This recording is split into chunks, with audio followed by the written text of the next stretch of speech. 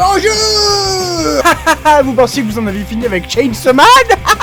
Oui, il fallait que je vous fasse une vidéo pour vous donner mon avis parce que j'ai pas arrêté de dire pendant tout le long des vidéos réactions que j'adorais, que vraiment c'était incroyable. Du coup, je me suis dit que j'allais taper un petit peu tout ce que j'en pensais, le résumé, histoire de vraiment le mettre de façon claire. Du coup, dans cette vidéo, je vais vous expliquer pourquoi c'est mon animé préféré, pourquoi je trouve qu'il est vraiment exceptionnel de mon point de vue. Et je vais aussi vous donner quelques théories que j'ai faites en le re-regardant, parce que du coup, j'ai re-regardé l'animé. Et j'ai pas mal de choses à dire, oui. J'espère que ça vous plaira. Après, faut que je précise quand même, je considère pas que c'est le meilleur animé de tous les temps, surtout que j'ai pas du tout assez de culture en animé pour juger de ça, mais c'est juste de mon point de vue l'animé qui, je trouve personnellement, me correspond le plus à moi, à ce que j'aime dans les œuvres de fiction et tout ça, vous voyez. Et également, je préviens, si jamais vous avez pas vu l'animé, ne regardez pas cette vidéo, je vais spoil, c'est pas une critique, c'est juste, j'avais envie de partager avec vous ce que j'en pensais. Donc attention, spoil warning, attention warning, attention. Alors, du coup, je vais commencer par vous donner mon avis. Si jamais il y a que la partie théorie qui vous intéresse, normalement j'aurais mis les timecodes, vous pouvez voir si jamais vous voulez voir que ça.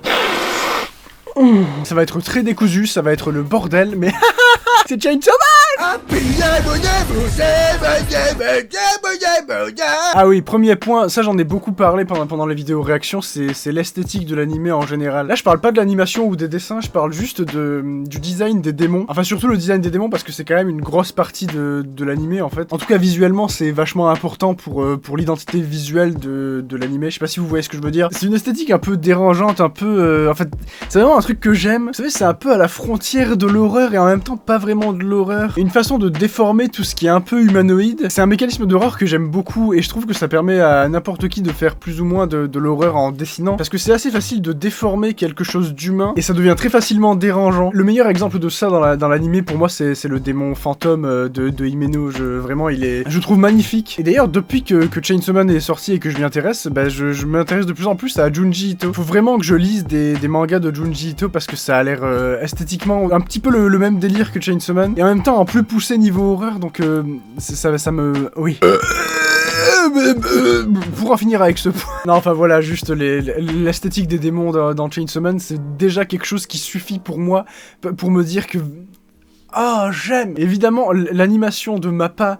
Alors, j'y connais rien en animation, hein, mais je sais que c'est un mix d'animation classique et de CGI. Et déjà, dans l'Attaque des Titans, c'est super bien fait, mais dans Chainsaw Man, je trouve c'est vraiment ça... Enfin, c'est juste beau et ça se marie parfaitement bien. Contrairement, genre, je sais pas si vous vous souvenez de la saison 3 de l'Attaque des Titans, le titan colossal, c'était pas Mappa à cette époque-là, mais c'était dégueulasse. Je suis désolé. Toutes les saisons de SNK sont incroyables niveau animation, mais le titan colossal de la saison 3, c'était pas possible. Je trouve que vraiment Mappa a gérer l'animation sur Chainsaw Man, tu comprends que ça ait pris si longtemps probablement pour juste 12 épisodes. Le meilleur exemple de ça, c'est vraiment le combat de fin entre Denji et le mec Katana sur les toits et tout, et avec le train. C'est une phase qui est juste trop belle, je trouve. Et je comprends pas qu'il y ait des gens qui se soient dit, on va faire une pétition pour que ce soit réanimé parce que c'est moche. Genre vraiment, j'ai pas lu le manga, hein. Je sais pas qu'est-ce que ça donne en manga, mais après avoir vu ça, je me dis, il y a de grandes chances que je sois déçu de ce que ça donne en manga, parce que c'est probablement pas parfait, j'y connais rien en animation, mais je trouve ça vraiment magnifique. Après au niveau du scénario, j'irai pas jusqu'à dire que c'est au niveau de l'Attaque des Titans. Je sais, je compare beaucoup avec l'Attaque des Titans, mais je trouve que c'est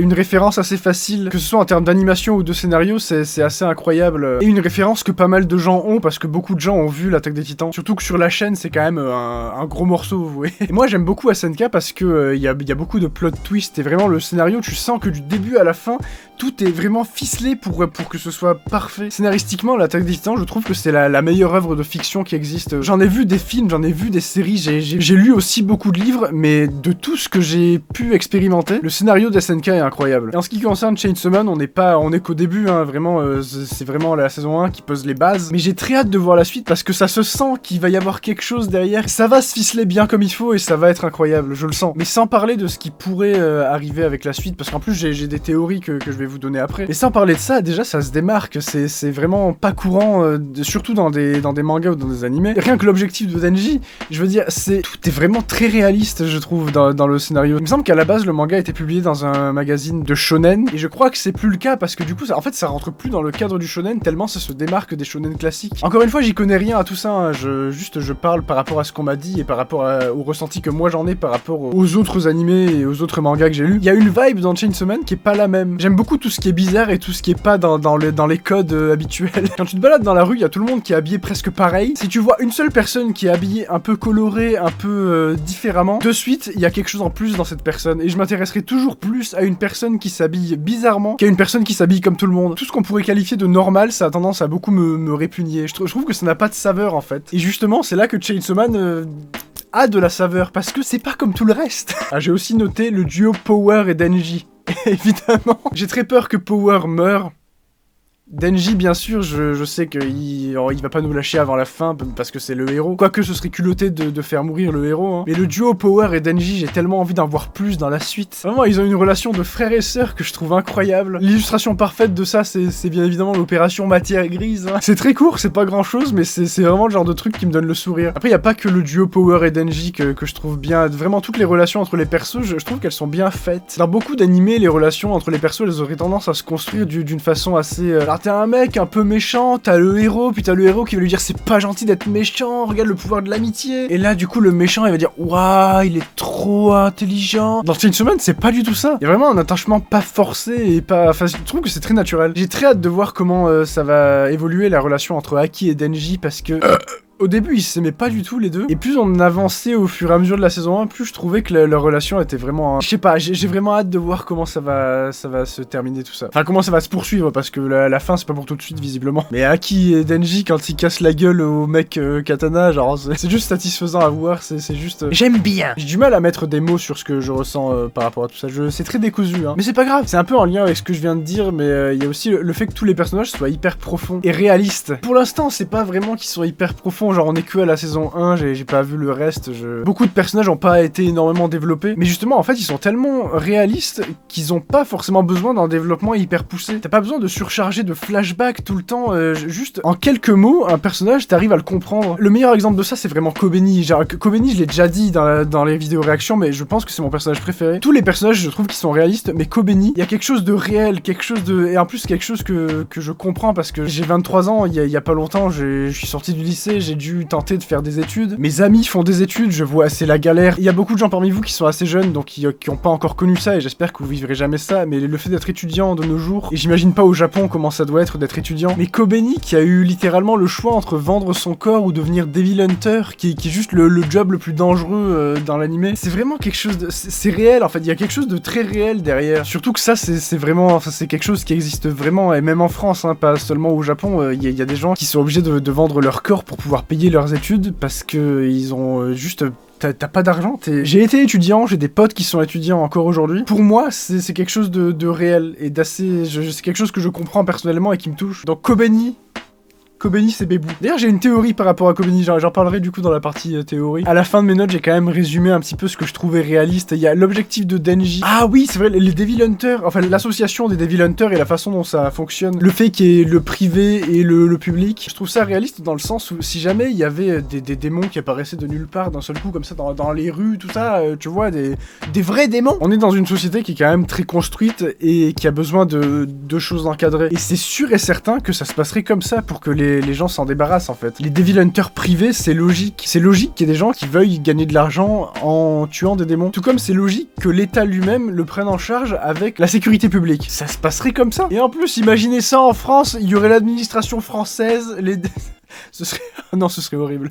Dernier point, il y a aussi le fait que les personnages sont pas du tout invincibles. Tu vois, une saison 1 de 12 épisodes, c'est très court, et t'as quand même le temps de t'attacher à des personnages et de les voir disparaître quelques épisodes après. Genre, Himeno, tout simplement Himeno, genre c'est un personnage, quand je voyais des images de l'animé passer, je me disais, mais c'est un personnage hyper important. Oui, elle est hyper importante, malgré le fait qu'elle dure 4 épisodes. Pareil, l'épisode où tous les Devil Hunters se font tirer dessus. On te dit dès le début que c'est pas un métier où les gens survivent longtemps, et on te le montre aussi. Très rapidement. J'aurais tendance à comparer ça un peu à Demon Slayer, même si c'est pas du tout le même style d'animé. Demon Slayer, c'est peut-être un peu plus enfantin, un peu plus tout public que Chainsaw Man, et un peu plus bonnes vibes en fait. Mais c'est vrai que dans Demon Slayer, on te dit, ouah, les démons, trop... ils veulent du sang, ils veulent tuer et tout. T'as aucun personnage qui meurt. Je vous vois venir dans les commentaires, je sais que vous allez le justifier avec un personnage en particulier. Non, vraiment, par rapport à Chainsaw Man, il y a vraiment... c'est pas la même chose, c'est pas le même délire. Dans Chainsaw Man, tu sens que les personnages vivent dans la crainte et que c'est justifié. Ils savent à quel point ils sont vulnérables. Bref, Pour ce qui est de mon avis, j'ai parlé beaucoup plus que ce que je pensais. J'ai vraiment blablabla. On va passer aux théories.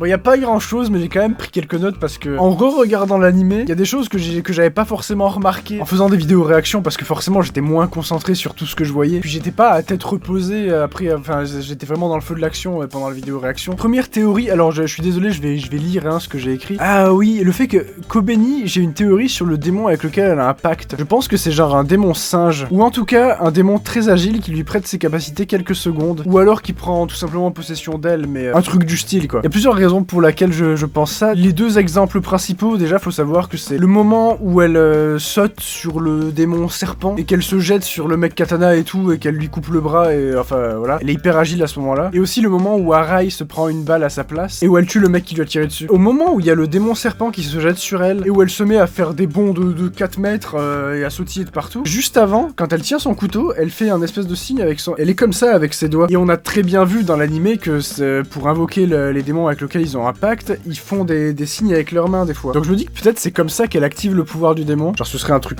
comme ça. Et aussi la posture qu'elle a au moment où ça arrive. Juste après avoir tué la personne qui a tiré sur Arai, elle se retrouve un peu... Attendez, je pense que je vous aurais mis un extrait pour vous montrer, mais... Elle a une posture un peu comme ça. Et ce serait la posture qu'aurait un singe, je trouve. Enfin, c'est pas du tout une posture qu'elle a habituellement. Surtout qu'au moment où elle se met à sauter sur le serpent et à être hyper agile, il y a le mec katana qui dit une phrase. C'est un singe ou quoi? Ouais. Il dit c'est un singe ou quoi? Je me dis que peut-être c'est un indice ou du foreshadowing par rapport au démon avec lequel Himeno a un pacte. C'est pour ça que je me dis que c'est peut-être un démon singe et pas juste un démon agilité. Il y aurait moyen. Et le dernier truc qui va un petit peu dans le sens de cette théorie, c'est le fait qu'elle change de personnalité immédiatement avant et après. Genre juste après avoir sauvé Denji et quand le mec katana et la meuf ils se barrent en voiture, d'un seul coup elle change totalement de personnalité. Comme si c'était pas elle qui contrôlait son corps pendant le combat. Après ça pourrait aussi être juste son instinct de survie ou je sais pas, Kobeni aurait plusieurs personnalités mais ce serait je trouve que ce serait plus cohérent que ce soit son démon, je sais pas. Mais vraiment, elle se met à pleurer de suite après. Ça pourrait être une redescente aussi d'émotion après que son instinct de survie lui fait faire ça, ou je sais pas. Ou alors un démon ninja. Évidemment, je vous demanderai de pas spoiler dans les commentaires si jamais vous avez lu le manga. Parce que forcément, il y a peut-être des trucs que je dis qui sont vrais ou faux et vous le savez. Mais je veux pas savoir si c'est vrai ou faux. La deuxième théorie, le fait que Makima, son pouvoir soit lié au corbeau. J'avais pas remarqué pendant que je faisais les vidéos réactions, mais en le revoyant, et au montage aussi, j'avais vu un peu, la présence de corbeaux est vachement mis en avant dans la mise en scène, donc je sais pas, peut-être c'est un rapport avec les corbeaux, ou alors un démon en rapport avec les corbeaux. Et d'ailleurs aussi par rapport à Makima, s'il y a des démons dans Chainsaw Man, pourquoi est-ce qu'il y aurait pas genre des anges? C'est un peu bizarre comme théorie dans la mesure où il y a un démon ange, surtout que nous dans notre culture européenne, les démons c'est pas du tout la même chose qu'au Japon probablement. Après c'est déjà arrivé qu'il y ait des animés qui s'inspirent de ça justement, de la culture européenne et du christianisme. Je sais pas si vous connaissez Evangelion, mais dans Evangelion il y a des anges bibliques qui viennent du ciel. Oui, parce que les anges selon la Bible, c'est pas du tout la même gueule que les anges selon les peintures qu'on voit dans les églises ou dans les trucs comme ça. Non, un vrai ange, selon les descriptions faites dans la Bible, ça ressemble à ça. Voilà, c'est comme ça qu'ils sont représentés dans Evangelion. Enfin, plus ou moins comme ça. Hein. C'est pour ça que je me dis que peut-être Makima pourrait être un ange. Après, si on reste sur tout ce qui est ange, démon, paradis, enfer, il y a aussi le délire des... Je sais pas, peut-être un dieu ou un cavalier de l'apocalypse ou autre chose en rapport avec tout ça, je sais pas. Surtout que les démons sortent de plus ou moins de nulle part dans l'animé, donc je me dis, ça se trouve, en fait, il y a un paradis, il y a un enfer. Après, ça, c'est peut-être juste ma culture européenne qui me corrompt l'esprit et juste je suis teubé à cause de ça parce que je suis matrixé. Je pense qu'on est nombreux à avoir vu tout ce qui est Conjuring, beaucoup de films d'horreur s'appuient là-dessus. Donc forcément, c'est des trucs auxquels on pense assez facilement. À la dernière théorie, Pochita aurait essayé de tuer le démon flingue. Ça, en vrai, c'est évident. C'est plus une déduction que vraiment une théorie. Et je crois que j'en ai parlé en plus dans les vidéos réactions, mais pour le résumer, quand Denji trouve Pochita a une cicatrice, comme s'il venait de se battre. Et la cicatrice qu'il a, c'est un trou. Un trou. Le démon flingue, les balles, le trou de balle. Ça pourrait être parce que Pochita s'est pris une balle du démon flingue, je pense. En vrai, ce serait logique, c'est même pas une théorie, c'est plus vraiment une déduction. Donc je me dis que Pochita aurait eu un combat contre le démon flingue, peut-être qu'il aurait essayé de tuer le démon flingue. Tous les démons ont l'air de détester Pochita, et le fait que Pochita soit avec Denji dès le départ pour tuer des démons, je me dis que Pochita, peut-être qu'il détestait tous les autres démons. Et en même temps, il a une forme un peu de bébé chien. Je m'étais dit, peut-être qu'il a une vraie forme, mais peut-être en fait, genre il avait une maman démon démon, une maman démon tronçonneuse qui s'est fait tuer par le démon flingue, et Pochita a réussi à s'enfuir, ou je sais pas. Ou alors il avait vraiment une vraie forme et il a changé de forme parce qu'il était trop affaibli. Et quoi qu'il en soit, je pense qu'il s'est pris une balle du démon flingue. Et si jamais il a une vraie forme, j'espère qu'on la verra. Mais j'imagine bien un truc stylé, genre Pochita, il était en enfer et puis il détestait tous les autres démons, alors il s'est rebellé. Du coup, il a essayé de tuer le démon flingue et en fait, il s'est enfui de l'enfer et il a perdu sa vraie forme. Et du coup, tous les démons le détestent. Peut-être juste c'est mon cerveau qui part trop loin, mais j'aime bien quand je fais des théories, vraiment les réfléchir à bloc. Je sais pas si vous vous souvenez quand on regardait SNK, mais j'aimais bien partir loin dans mes réflexions. Et du coup, d'avoir un nouvel animé qui a l'air scénaristiquement de partir tout aussi loin, j'aime bien me creuser la tête à ce point et voir si j'ai raison sur des points ou si j'ai tort. Quoi qu'il en soit, j'ai beaucoup parlé, je pense que la vidéo est assez longue, mais j'ai beaucoup aimé la faire. En tout cas, merci de l'avoir regardé jusqu'au bout, j'ai hâte de lire vos commentaires et de voir un petit peu ce que vous pensez de mes théories et votre avis à vous sur l'animé. Ça peut être rigolo d'en discuter et en même temps, vraiment, j'insiste là-dessus, faites attention à ne pas spoil la suite dans les commentaires. Vraiment, cette vidéo parle de la saison 1 et je veux que les commentaires parlent uniquement de la saison 1 si possible, s'il vous plaît. Bref, merci d'avoir regardé, je vous retrouve très vite pour de nouvelles vidéos. Au revoir!